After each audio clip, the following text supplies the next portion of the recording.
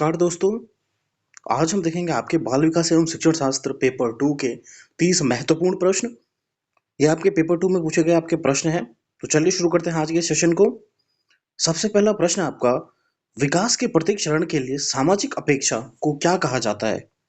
ठीक है, विकासात्मक कार्य, विकासात्मक आवश्यकताएं, विकासात्मक बाधाएं या फिर विकासात्मक क्षेत्र। तो इसे कहा जाता है आपका विकासात्मक कार्य। ए ऑप्शन आपका बिल्कुल सही हो जाएगा इसमें। ठीक है, नेक्स्ट है आपका, विकास शरीर के मध्य से बाहर की दिशा में होता है। बिल्कुल सही, आपका विकास जो होता है वह क्या होता है? शरीर के मध्य से बाहर की दिशा में होता है। बिल्कुल सही है आपका। नीचे से ऊपर की ओर होता है। बिल्कुल गलत। विकास जो होता है वह क्या होता है? ऊपर से नीचे की ओर होता है और मध्य से आपकी जो बाहरी दिशाओं की ओर होता है। एक आयामी होता है? नहीं, विकास जो होता है बहुआयामी होता है। तो ये भी आपका गलत हो जाएगा, सी ऑप्शन। वातावरणीय कारकों से प्रभावित नहीं होता है। कि आपका विकास जो है वह क्या है? वातावरण से प्रभावित नहीं होता है। ये भी आपका गलत हो जाएगा क्योंकि आपका विकास जो होता है वह होता है वातावरण से प्रभावित होता है। तो ऑप्शन जो है ए आपका बिल्कुल इसमें सही हो जाएगा। नेक्स्ट आपका कथन और तर्क वाले आपके प्रश्न हैं। आपको पूछा गया है इसमें, जी हाँ, ये आपका जो है और अभिकथन वाले प्रश्न आपके। सबसे पहला प्रश्न आपका, संज्ञानात्मक विकास मध्य बाल्यावस्था तक तेजी से विकसित होता है और फिर ठहर जाता है। कि आपका जो है संज्ञानात्मक विकास जो होता है वह मध्य बाल्यावस्था तक तेजी से विकसित होता है और फिर ठहर जाता है। तो मैं आपको बता देता हूँ कि विकास जो होता है वो कभी ठहरता नहीं है। विकास आपका जब से आपने जन्म से लेकर आपका मृत्यु तक आपका विकास चलता है। तो ये आपका गलत हो जाएगा कि विकास रुकता है, ये वाला आपका गलत हो जाएगा। मानव मध्य बाल्यावस्था के बाद कई नई चीजें नहीं सीख सकते हैं। ये भी आपका गलत है कि मानव जो है बाल्यावस्था के बाद आपका नई चीजें नहीं सीख सकते हैं। तो ये भी आपका गलत हो जाएगा। तो दोनों स्टेटमेंट आपके हो जाएंगे इसमें गलत। तो जो है आपका इसमें हो जाएगा आपका ए और आर दोनों सही हैं। ये ए ऑप्शन नहीं होगा, ये भी नहीं होगा। ए सही है लेकिन आर गलत है, ये भी नहीं होगा। तो आपका जो है डी ऑप्शन कि ए और आर दोनों गलत हैं, ये आपका इसमें सही हो जाएगा। नेक्स्ट आपका चौथा प्रश्न है आपका कि विद्यार्थियों का एक समूह अपने खेल के दौरान एक लोकप्रिय नृत्य रियलिटी शो के दृश्य दर्शाता है। 8 वर्षीय सना एक जज के तौर पर दूसरे बच्चे के नृत्य पर टिप्पणी करती है। यह परिस्थिति बच्चों के समाजीकरण में डैश की महत्वपूर्ण भूमिका को दर्शाता है। ठीक है, धार्मिक संस्थान, परिवार, मीडिया या फिर विद्यालय। तो इसका सही आंसर हो जाएगा आपका कि यह क्या होता है, सना जो है वह क्या है, एक मीडिया का रूप दर्शा रही है यहाँ पे। कि वह क्या है, उन नाटकों को क्या है, जज कर रही है। तो ये क्या है, मीडिया का रोल यहाँ पे सना निभा रही है। तो सी ऑप्शन आपका सही हो जाएगा। फिर आपका जीन प्याजे के संज्ञानात्मक विकास के सिद्धांत, बच्चे किस अवस्था में वस्तुओं को कहे गए क्रम में लगाने की योग्यता पा लेते हैं। यानी अपने क्रम में, जो आपके सब वो सीरीज में है, कहाँ कब बच्चे लगाना सीख जाते हैं। आपकी संवेदीय पेशीय नहीं हो जाएगा, पूर्व संज्ञानात्मक नहीं, मूर्त संक्रामक जी हाँ, अमूर्त नहीं। तो इसमें आपका सी ऑप्शन आपका बिल्कुल सही हो जाएगा कि मूर्त संज्ञानात्मक अवस्था जो होती है, यहाँ पे बच्चा जो हो क्या है आपका सीरीज में, यानी वस्तुओं को कहे गए क्रम में। सपोज आपका जो है आपने लिखा है यहाँ पे 3, 1, 2, 4। तो बच्चा इससे क्या है, अगर आपने बोला 1, 2, 3, 4 यानी छोटे से बड़े क्रम में आपका बच्चा इसमें लगाना शुरू कर देता है। तो जो है आपका तीसरा ऑप्शन आपका इसमें सही हो जाएगा। नेक्स्ट है आपका जीन प्याजे के सतत जीन प्याजे के अनुसार सतत प्रक्रिया जो मानसिक संरचनाओं को परिष्कृत और परिवर्तित करती है डैश कहलाती है आपकी। ठीक है, क्या कहलाती है? स्थगित अनुकरण। स्थगित अनुकरण गलत हो जाएगा। वस्तु स्थानित्व नहीं, वस्तु स्थानित्व वो होता है जिसमें बच्चा जो है वह वस्तु को अपने दिमाग में छपा देता है। ये 0 से 2 जो आपकी मतलब जन्म से लेकर 2 वर्ष की अवस्था होती है, ये भी नहीं होगा। समावेशन, समावेशन भी नहीं होगा। इसे हम बोलेंगे आपका संतुलीकरण। ठीक है, आपका चौथा इसमें आपका सही हो जाएगा। कि क्या होता है कि जहाँ पे क्या है, संरचनाओं मानसिक जो उसकी संरचनाएं होती है, जिसको प्याजे ने स्कीमा बोला, उसको परिवर्तित करता है। तो ये कहलाता है आपका संतुलीकरण। ठीक है, डी ऑप्शन आपका इसमें सही हो जाएगा। फिर है आपका सातवां प्रश्न आपके पास है विद्यार्थियों को एक समस्या का हल खोजने के संघर्ष करते देख उनकी सहायता के लिए अध्यापिका उन्हें संकेत व आधे सुलझे उदाहरण देती है। क्या देती है? उन्हें संकेत देती है और आधे सुलझे उदाहरण देती है। लेव वाइगोस्की के सिद्धांत के अनुसार यह डैश का उदाहरण है। तो यह किसका उदाहरण हो जाएगा आपका? यह हो जाएगा आपका पहाड़ का उदाहरण। तो ए ऑप्शन आपका बिल्कुल सही हो जाएगा। पहाड़ क्या होता है आपका कि बच्चा जो है जहाँ पे अपना कार्य खुद ना कर सके और जहाँ पे उसे मतलब क्या है उसे मदद की जरूरत हो और ये मदद उसके अध्यापक या फिर उसके दोस्त या फिर उसके परिवार कोई भी आपका जो है जिसको ज़्यादा नॉलेज होती है वो उस मदद को दे सकता है। इस मदद को आपके वाइगोस्की ने कहा पहाड़। तो ए ऑप्शन आपका बिल्कुल इसमें सही हो जाएगा।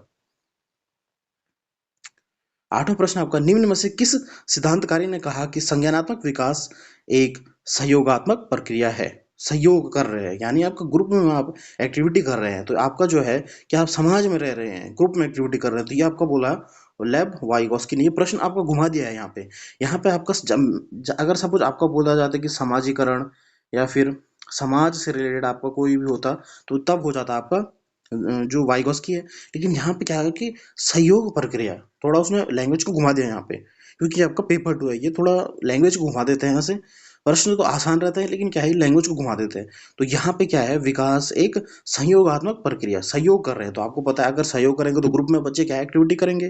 तो ग्रुप में अगर अपने या फिर अपने समाज में एक्टिविटी करेंगे तो ये हो जाएगा सिद्धांत आपका लेब वाइगोस्की का। तो ए ऑप्शन अभी सही हो जाएगा। नेक्स्ट आपका कोहलबर्ग का। लॉरेंस कोहलबर्ग के सिद्धांत की एक मुख्य आलोचना है कि किस सिद्धांत में नारी परिप्रेक्ष्य गौण है। ये बिल्कुल सही है कि उन्होंने नारी के परिप्रेक्ष्य के बारे में कुछ नहीं कहा। उनकी जो थ्योरी थी आपकी, लॉरेंस कोहलबर्ग की जो थ्योरी थी, जो आपकी मोटिवेशनल थ्योरी थी, वह क्या कहती थी आपकी जो है कि को ही उन्होंने आपका पुरुष के बारे में ही कहा है। तो क्या है, नारी निरपेक्ष कौन है, बिल्कुल आपका ये सही है। उन्होंने प्याजे के नैतिक विकास सिद्धांत को संदर्भ में नहीं लिया है, ये आपका गलत है। उन्होंने बच्चों की प्रत्येक स्तर पर विशिष्ट प्रतिक्रिया नहीं दी है। उन्होंने बच्चों पर कोई अनुसंधान कार्य नहीं किया है, ये तो गलत हो जाएगा। तो ए ऑप्शन इसमें सही हो जाएगा कि उन्होंने नारी के बारे में आपका कुछ नहीं कहा है। तो ये उसकी आलोचना थी आपकी, जो लॉरेंस कोलबर्ग थे। ठीक है। तो 10वां प्रश्न आपके पास, हार्वर्ड गार्डनर ने सुझाव दिया है कि अलग अलग प्रकार की बुद्धि होती है। निम्नलिखित में से कौन सी बुद्धि गार्डनर द्वारा प्रस्तावित प्रकारों में से एक नहीं है? आपको नहीं है पूछा गया है। आपकी हार्वर्ड गार्डनर ने 8 प्रकार की आपकी बुद्धि दी है। ये मैंने आपको गार्डनर की थ्योरी में पढ़ाया है। ठीक है। संगीतमय बुद्धि होती है, भाषाई बुद्धि होती है, शारीरिक गति संवेदी बुद्धि ये भी होती है आपकी। तो आपका व्यवहारिक बुद्धि इसमें क्या है, नहीं होती है। तो यही आपका ऑप्शन 4 इसमें सही हो जाएगा। 11वां प्रश्न आपके पास, इनमें से कौन सा विकल्प एक प्रगतिशील कक्षा में संरचनात्मक शिक्षण का उदाहरण है? ठीक है। विविध स्पष्टीकरण, तो ये तो सही है कि आप स्पष्ट करेंगे बच्चों को जो भी आप पढ़ा रहे हैं। रट कर याद करना बिल्कुल गलत हो जाएगा आपका। पुरस्कार और दंड भी आपका गलत होता है। बार बार वेदन या फिर अभ्यास करना, अभ्यास भी आपका गलत होता है। तो आपका सही उत्तर हो जाएगा ए ऑप्शन आपका बिल्कुल सही हो जाएगा कि आप क्या है, विविध स्पष्टीकरण देंगे। नेक्स्ट आपका 12वां प्रश्न जो है, बहुभाषिकता के संदर्भ में निम्न में से कौन सा दृष्टिकोण उपयुक्त आपका सही है? विद्यार्थियों को विद्यालय अवधि के दौरान उनकी मातृभाषा या स्थानीय भाषा का उपयोग करने के लिए दंडित किया जाना चाहिए। दंडित किया जाना चाहिए बिल्कुल गलत हो जाएगा। स्कूलों को केवल केवल जहाँ पे भी आएगा ये भी आपका गलत हो जाएगा, आपको देखना ही नहीं है। जहाँ पे भी केवल आएगा मैंने आपको बताया कि आपका ये गलत हो जाएगा। तो 2 ऑप्शन आपके गलत हो गए, ये गलत हो गया आपका। ठीक है।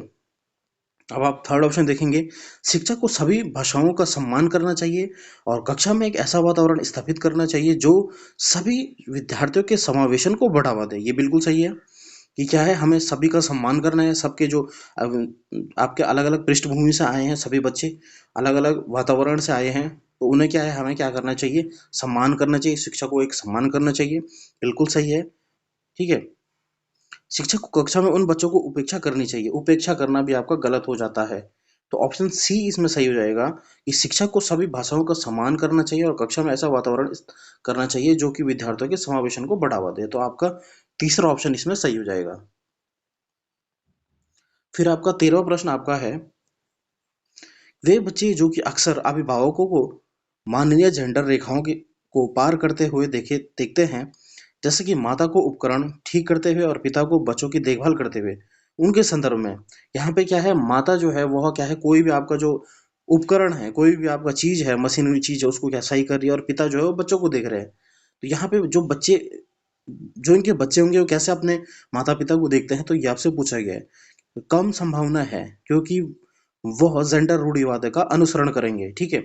ये आपका सही है, क्योंकि क्या है, वह क्या है, ऐसी तो हमारे कम संभावना होती है जहाँ पे कि माता जो है वह क्या है, बाहर का काम करे, और पिता जो है वह क्या है, बच्चों की देखभाल करे। तो यह क्या है, कम संभावना है कि वह जेंडर रूढ़िवादिता का अनुसरण करेंगे। तो ये आपका सही लग रहा है। बाकी ऑप्शन देख लेते हैं हम, कि अधिक संभावना है, बिल्कुल गलत, अधिक नहीं होगी, अधिक नहीं होगी। आपको कम संभावना है कि वह समाज में प्रचलित जेंडर मानदंडों के विरुद्ध होंगे। विरुद्ध क्यों होंगे, वो विरुद्ध नहीं होंगे आपके, तो ये भी आपका गलत हो जाएगा। तो ए ऑप्शन आपका सही हो जाएगा कि कम संभावना है कि वह जेंडर रूढ़िवादिता का अनुसरण करेंगे। फिर आपका राष्ट्रीय शिक्षा नीति 2020 के अनुसार आकलन के क्या उद्देश्य हैं। आकलन जो आप करते हो बच्चों, क्या उद्देश्य, अधिगम के स्तर को सुनिश्चित करने के लिए विद्यार्थियों में तनाव उत्पन्न करना। तनाव उत्पन्न करेंगे, बिल्कुल गलत, तनाव उत्पन्न नहीं करना है। शिक्षण अधिगम क्रियाओं को दोहराना, दोहराना भी आपका गलत माना जाता है, ये आपका गलत हो गया, ठीक है। अधिगम अधिगम और विकास को अनुकूलित बनाना, अधिगम और विकास को आप क्या है, अनुकूलित बनाएंगे, तो ये आपका सही लग रहा है। फिर है आपका कक्षा के अंदर और बाहर विद्यार्थियों को समर्थन देना, तो ये भी आपका सही है। आपसे पूछा गया है इसमें, अधिगम के स्तर को सुनिश्चित करने के लिए विद्यार्थियों में तनाव उत्पन्न करना। आपका प्रश्न जो है वह राष्ट्रीय शिक्षा अनुसार आकलन के क्या उद्देश्य हैं, ठीक है। तो मैंने आपको बोला कि सॉरी, यहाँ पे मैंने आपको बोला कि अधिगम के स्तर को सुनिश्चित करने के लिए विद्यार्थियों में तनाव उत्पन्न करना, बिल्कुल गलत। शिक्षण अधिगम क्रियाओं को दोहराना, कि क्या है, आप शिक्षण अधिगम प्रक्रिया को आप दोहराएंगे, ठीक है। तो यहाँ पे जो है वह जो है आपका पहला ऑप्शन तो आपका गलत हो चुका है, कि अधिगम के स्तर को सुनिश्चित करना और तनाव तनाव उत्पन्न नहीं करना है। शिक्षण अधिगम क्रियाओं को दोहराना है, यहाँ पे जो है आपका जो है ये सही लग रहा है मुझे, क्योंकि क्या है, आपका शिक्षण अधिगम क्रियाओं को आप दोहरा रहे हैं, ठीक है। यहाँ पे रटन नहीं मार रहे हैं, हाँ, तो ये आपका सही हो जाएगा। और अधिगम ये सही हो जाएगा, और ये भी आपका सही हो जाएगा। तो आपका जो ऑप्शन सेकंड, थर्ड और फोर्थ इसमें आपका सही हो जाएगा, यानी आपका तीसरा ऑप्शन इसमें सही हो जाएगा, सेकंड नहीं, चौथा ऑप्शन आपका सही हो जाएगा, सेकंड, थर्ड और फोर्थ ऑप्शन आपका सही हो जाएगा, ठीक है। अब आपको 15 प्रश्न है, गत्यात्मक आकलन क्या समझने में मदद करता है आपका। बच्चों का बौद्धिक स्तर, समकक्षों की तुलना में छात्रा का संबंधित पद, बच्चे की विशिष्ट अधिगम आवश्यकताएं। तो सी ऑप्शन आपका बिल्कुल सही हो जाएगा, क्योंकि जो आपका गत्यात्मक आकलन करते हैं उसमें आप बच्चे की विशिष्ट अधिगम आवश्यकताओं को देखते हैं। 16 प्रश्न आपका, प्रतिभाशाली विद्यार्थियों के सफल समावेशन हेतु एक शिक्षक को निम्न में से क्या करने से बचना चाहिए। कि आपका प्रतिभाशाली विद्यार्थियों के सफल के लिए मतलब क्या नहीं करना चाहिए आपको बचने के लिए, यानी आपको नेगेटिव ढूंढना है इसमें, गलत ढूंढना है। विविध दृष्टिकोणों को व्यक्त करने के अवसर दें, अवसर प्रदान करना, बिल्कुल सही। विद्यार्थियों को शैक्षणिक संदर्भों गतिविधियां प्रदान करना, बिल्कुल सही। शिक्षक केंद्रित पाठ्यक्रम, शिक्षक केंद्रित पाठ्यक्रम आपका गलत माना जाता है, ठीक है। विद्यार्थियों को उनकी रुचि के अनुसार स्वतंत्र परियोजनाएं करने देना, बिल्कुल सही, ये भी आपका सही हो जाएगा। तो इसमें आपको गलत ढूंढना था, तो तीसरा ऑप्शन इसमें आपका सही हो जाएगा। नेक्स्ट आपका 17 प्रश्न है आपका, एक ऐसा तंत्र तैयार करने के लिए जो विद्यार्थियों की व्यक्तात्मक विभिन्नताओं को सम्मान दे, एक अध्यापक को क्या करना चाहिए। जो मतलब भिन्नताओं को आपका सम्मान दे, सभी विद्यार्थियों के लिए मानकृत पाठ्य चर्चा जहाँ पे हो जाएगा, बिल्कुल गलत हो जाएगा। अधिगम गति और परिप्रेक्ष्यों की में विविधता को स्वीकार करना चाहिए, मतलब स्वीकृति देनी चाहिए आपको। तो ये तो आपका सही लग रहा है, सभी विद्यार्थियों से अधिगम की निम्न निम्न उपेक्षा करनी चाहिए, अपेक्षा करनी चाहिए, बिल्कुल गलत। सिर्फ, जहाँ पे भी सिर्फ केवल आ जाएगा ये तो वैसे भी गलत हो जाएगा आपका, ठीक है। तो आपका जो है आपका सही ऑप्शन हो जाएगा, दो आपका सही हो जाएगा, कि अधिगम गति और परिप्रेक्ष्यों में विविधता को स्वीकार करना चाहिए। अब आपका आता है 18वां प्रश्न, आपका होता है कि एक विद्यार्थी कक्षा में ध्यान नहीं दे पाता है, आसानी से दूसरे और आकर्षित हो जाता है, नियुक्त स्थान नहीं बैठ पाता है, ठीक है, बेचैन रहता है और वस्तुएं खो देता है, ये गुण निम्न में से किसके संकेत है? आपका जो है ये हो जाएगा आपका जो है ए ऑप्शन आपका सही हो जाएगा। अवधान न्यूनतम अति सक्रियता विकार, यानी इसको हम इंग्लिश में बोलते हैं ADHD, attention deficit hyper active disorder. और इसे हम बोलते हैं, कभी कभी आपको एडीएचडी भी बोला जाता है आपको, तो आपको ध्यान रखना है कि इसे हम बोलते हैं अवधान न्यूनतम अति सक्रियता विकार यानी एडीएचडी। यानी जब बच्चा जो है वो क्या आपका ध्यान नहीं केंद्र कर पाता है, ठीक है, ध्यान नहीं लगा पाता आपका, आपका बेचैन रहता है, ठीक है। तो आपका जो है इसमें आपका ए ऑप्शन आपका सही हो जाएगा। फिर आपका श्रवण बाधिता वाले विद्यार्थियों के समावेशन हेतु एक अध्यापिका को, श्रवण जो है जो सुन नहीं पाते उनको आपको एक अध्यापक क्या करना चाहिए, उस वक्त बोलने से बचना चाहिए जब विद्यार्थी उनका चेहरा ना देख पाए। तो जो है ये आपका जो है यहाँ पे श्रवण बाधिता है, यानी सुनने वाले बच्चों के लिए आपको क्या करना चाहिए कि उस वक्त बोलने से बचना चाहिए जब विद्यार्थी उनके चेहरे ना देख पाए।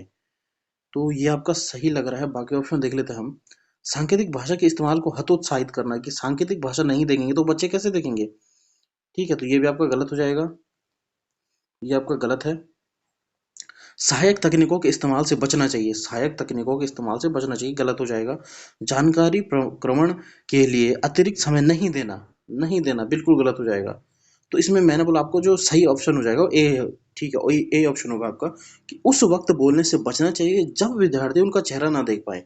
यानी जो आपके सुन नहीं पाते हैं वो विद्यार्थी, उनका अगर चेहरा देखेंगे, उनका एक्सप्रेशन देखेंगे तो क्या है, वह उनको क्या है समझ पाएंगे, या फिर उनके हाथों के एक्शन देखेंगे, उनके जो होठ रहते हैं उनका अगर टीचर कुछ बोलेगा तो होठ से क्या है सुन पाएंगे, मतलब देख पाएंगे और समझ पाएंगे। तो इसलिए क्या है उस टाइम अगर टीचर को नहीं बोलना चाहिए, ठीक है, जब बच्चे उनके चेहरा ना देख रहे हो, जो आपके सुन नहीं पाते हैं। तो ए ऑप्शन आपका इसमें बिल्कुल सही हो जाएगा। ये आपके पेपर 2 के प्रश्न है तो ये थोड़ा घुमा के पूछे जाते हैं इसमें। फिर आपका ऐसी गतिविधियों का चयन जिसमें अंतर्दृष्टि और अपसारी विविध प्रकार के यानी उत्तर देने की संभावना है, वे किसका सुमत करती है। यानी अब सारी चिंतन भी पढ़ा होगा आपने। तो क्या है जिसमें विविध प्रकार के यानी बहुत सारे प्रकार के आप उत्तर देने की संभावना होती है, उसे हम क्या बोलेंगे, रट कर याद करना सीखना, बिल्कुल गलत। सृजनात्मक, सृजनात्मक सही लग रहा है आपका। कुंठा नहीं होगा। प्रतिस्पर्धा बिल्कुल गलत हो जाएगा। तो सेकंड ऑप्शन आपका सही हो जाएगा, उसे हम बोलेंगे आपका सृजनात्मक। फिर है परीक्षा में कम अंक पाने वाले विद्यार्थियों को विशिष्ट विद्यालय में भेज दिया जाना चाहिए, कि उनके कम अंक आए तो उनको क्या है विद्या उनके लिए स्पेशल स्कूल बनाओ, ये बिल्कुल गलत है। केवल व्यावसायिक शिक्षा के लिए पाने के लिए मार्गदर्शन देना चाहिए, बिल्कुल गलत है। जहाँ पे भी आपको व्यवसाय के लिए आपको शिक्षा देनी होगी वह बिल्कुल आपका गलत हो जाएगा। दंड देना चाहिए, दंड नहीं देना बच्चे को, बिल्कुल गलत हो जाएगा। उनकी व्यक्तिगत आवश्यकताओं के अनुसार सहायता देनी चाहिए, बिल्कुल सही, चौथा ऑप्शन आपका सही हो जाएगा। फिर है आपका 22वां प्रश्न आपका जो है कथन और क्या है आपका तर्क वाले आपके ये प्रश्न होते हैं, ठीक है। कुछ जो है अर्थपूर्ण अधिगम के लिए नई विषय वस्तु को बच्चे के मौजूदा ज्ञान से जोड़ना चाहिए, बिल्कुल सही है आपका। कि अगर आप अर्थपूर्ण अधिगम करा रहे हैं तो क्या है नई विषय वस्तु को बच्चे के मौजूदा ज्ञान से जोड़ना चाहिए, बिल्कुल सही है आपका। अधिगम एक रेखीय तरीके से होता है, क्या आपका अधिगम एक रेखीय तरीके से होता है, तो ये आपका गलत लग रहा है मुझे, ठीक है। तो आपको ऑप्शन जो हो जाएगा ए सही हो जाएगा और आर आपका गलत हो जाएगा, ठीक है, ए सही आर गलत, तो इसमें हो जाएगा, ये नहीं होगा, ये नहीं होगा, ये भी नहीं होगा, तो ए सही आर गलत आपका तीसरा ऑप्शन। तो तीसरा ऑप्शन बिल्कुल, हाँ तीसरा ऑप्शन आपका सही हो जाएगा। नेक्स्ट है आपका विद्यालयों को निम्न में से सफलता की किस धारणा को चुनौती देनी चाहिए आपका। विद्यार्थी विद्यालयों में स्वयं को दूसरे से बेहतर प्रमाणित करके सफलता प्राप्त कर रहे हैं। सफलता प्रतिस्पर्धा संबंधित नहीं होनी चाहिए, आपकी जो सफलता है वह प्रतिस्पर्धा से नहीं होनी चाहिए। सफलता को संकलित करते समय विद्यालयों को सकारात्मक के साथ साथ भावनात्मक क्षेत्रों को भी महत्व देना चाहिए, बिल्कुल सही है आपका। इसमें आपको पूछा गया है कि आपका प्रश्न जो है वह पूछा गया आपको कि विद्यालयों में निम्न में से सफलता को की किस धारणा को चुनौती दे, अच्छा मतलब आपको यहाँ पे लैंग्वेज उसने चेंज कर दी है, यहाँ पे बोल रहा है वो कि निम्न में से सफलता की किस धारणा को चुनौती देनी चाहिए, यानी आपको मतलब कौन सी धारणा मतलब नहीं करनी चाहिए। यहाँ पे उसने चुनौती देने का मतलब होता है कि मतलब इसने यहाँ पे लैंग्वेज फिर घुमा दी यहाँ पे वो बोल रहा है कि चुनौती देनी चाहिए। ठीक है, यानी आपको नेगेटिव ढूंढना है आपको। तो जो है आपको पहला आपका विद्यार्थी विद्यालयों में स्वयं को दूसरे से बेहतर प्रभावित करने सफलता प्राप्त करते हैं, तो ये आपका गलत लग रहा है। आगे देख लेते हैं, सफलता प्रतिस्पर्धा नहीं होनी चाहिए, ये सही है कि नहीं होनी चाहिए। सफलता को संगठित करने समय विद्यार्थियों संज्ञानात्मक के साथ भावना क्षेत्र को महत्व दें, बिल्कुल सही है। एक ऐसी आकलन प्रणाली जिसमें कोई पहला आता है उसे निर्मित करते समय हम यह प्रणाली को बता देते हैं कि कोई अंतिम स्थान पर आएगा, बिल्कुल सही है आपका। हमने पहले ही बताया, ये भी आपका सही, ये भी आपका सही है, ये आपका गलत है। तो हमें यही पूछा गया था कि हमें क्या है नहीं करना चाहिए, हमको जो है नहीं करना चाहिए। तो विद्यार्थी विद्यालय में स्वयं को दूसरे से बेहतर करने के लिए यानी कंपटीशन कराना है बच्चों में, तो ए ऑप्शन है इसमें आपका सही हो जाएगा। फिर आपका 24वां प्रश्न है, किसी संप्रदाय को पढ़ाते समय एक अध्यापिका को निम्न में से क्या नहीं करना चाहिए, यानी आपको नेगेटिव पूछा गया, आपको क्या नहीं करना चाहिए आपको। ठीक है, क्या नहीं करना चाहिए। सदस्यता का विभिन्न क्षेत्रों व एक ही क्षेत्र में उपयोग करना चाहिए। विविध परिघटनाओं में सह संबंधियों को रेखांकित करना। विद्यार्थी को कार्य कारण संबंधों को खोजने के लिए कहना, या फिर गैर उदाहरण और अपवादों को सम्मिलित करने का वर्जन करना। क्या नहीं करना चाहिए आपको पूछा गया आपको। तो इसमें जो ऑप्शन हो जाएगा आपका सही, ये आपका पूछा गया है यहाँ पे कि किसी संप्रदाय को पढ़ते समय एक अध्यापक को निम्न में से क्या नहीं करना चाहिए। किसी संप्रदाय को पढ़ते समय, ठीक है, तो इसका ऑप्शन हो जाएगा आपका सादृश्य का विभिन्न क्षेत्र एक ही उपयोग करना चाहिए, आपका सही है। कि विभिन्न परिघटनाओं के सह संबंधित रेखांकित करें, बिल्कुल सही। विद्यार्थी को कार्य संबंधित संबंधों से को खोजने के लिए कहना चाहिए, बिल्कुल सही। गैर उदाहरण और अपवादों को सम्मिलित करने का वर्जन करना चाहिए, वर्जन करना आपका गलत होता है। तो चारों ऑप्शन आपका सही हो जाएगा। कि प्रश्न जो है थोड़ा आपको घुमा के पूछता है इसमें, ठीक है, आपको ध्यान रखना है यहाँ पे। निम्न में से अधिगम की कौन सी तकनीक पर एक अध्यापिका को बल देना चाहिए, यानी आपको पॉजिटिव पूछा गया, आपको सही उत्तर ढूंढना है इसमें। ठीक है, बल दे देना। उद्दीपन प्रक्रिया द्वारा अधिगम, संरचनाबद्ध अन्वेषण की प्रक्रिया द्वारा अधिगम, रट कर सीखने द्वारा अधिगम, रट कर जहाँ पे भी गलत हो जाएगा। दूसरे से ज्यादा अंक प्राप्त करने का अधिगम, बिल्कुल गलत। और उद्दीपन प्रक्रिया जो होता है ये भी आपका गलत ही माना जाता है, तो सेकंड ऑप्शन आपका सही हो जाएगा कि संरचनाबद्ध अन्वेषण की प्रक्रिया द्वारा अधिगम, बिल्कुल दो, दूसरा ऑप्शन आपका सही हो जाएगा। फिर आपका 26वां प्रश्न है, निम्न में से कौन सा बाह्य अभिप्रेरणा का उदाहरण नहीं है, यानी आपको नेगेटिव। बाह्य अभिप्रेरणा मतलब बाहर से आप मोटिवेशन देते हैं, नहीं है। ठीक है, सजा से बचना, कि सजा से बचने के लिए ये बाह्य है, बिल्कुल ये बाह्य है। और रुचि, रुचि आपका बाह्य नहीं है, ये आंतरिक अभिप्रेरणा आपकी। पुरस्कार जो है ये बाह्य है, असफलता का डर आपका बाह्य भी। ठीक है, तो आपका सही उत्तर हो जाएगा आपका दूसरा, कि रुचि जो है वो क्या है आपका बाह्य अभिप्रेरणा नहीं है, वो आपका अंदर से आता है। कि अगर किसी बच्चे की किसी कला में रुचि है, ठीक है, वो अंदर से होती है। फिर आपका निम्न में से कौन सा संवेग विद्यार्थियों के अधिगम में बाधक रहेगा, यानी आपको नेगेटिव पूछा गया है, बाधक रहेगा यानी नेगेटिव पूछा गया है। ठीक है, उपयोग सही है, कृतज्ञता सही है, जिज्ञासा भी सही है, निराशा, निराशा आपका गलत हो जाएगा, तो चौथा ऑप्शन आपका सही हो जाएगा। थोड़ा ही लैंग्वेज को चेंज कर देता है आपका पेपर 2 वाले प्रश्नों में। एक कक्षा में जल संप्रदाय पर चर्चा के दौरान एक बच्चा कहता है कि जल रंगीन नहीं है। अध्यापिका के पूछे जाने पर वह उसके घर के पास वाले नाले के गंदे जल का संदर्भ देता है। बच्चे को इस भ्रांति पर अध्यापिका की क्या प्रतिक्रिया होनी चाहिए, यानी वह क्या है जल के बारे में पढ़ा रही है, तो बच्चे ने बोला कि जल रंगीन नहीं होता है, और उसने क्या अपने जो है पास के नाले से गंदा पानी का लाया, और वो क्या है गंदा पानी था, तो उसका क्या है साफ नहीं है, रंगीन नहीं निकला पानी। तो इसमें आपको अध्यापिका के तौर पर आपको क्या करना चाहिए पूछा गया है। इस उत्तर को सिरे से नकार देना चाहिए, नकार देना चाहिए, गलत हो जाएगा। इस बात पर बल देना चाहिए कि उसका तर्क निराधार है, उसका तर्क निराधार नहीं है। ठीक है, उसका तर्क निराधार नहीं है, ये भी आपका गलत हो जाएगा। इस उत्तर को स्वीकार कर लेना चाहिए कि जल के रंगीन होने का तर्क बताना चाहिए, तो ये आपका सही है। केवल, केवल जहाँ पे केवल एक ही सही उत्तर जो कि जल रंगीन है पर जोर देना चाहिए, बिल्कुल गलत।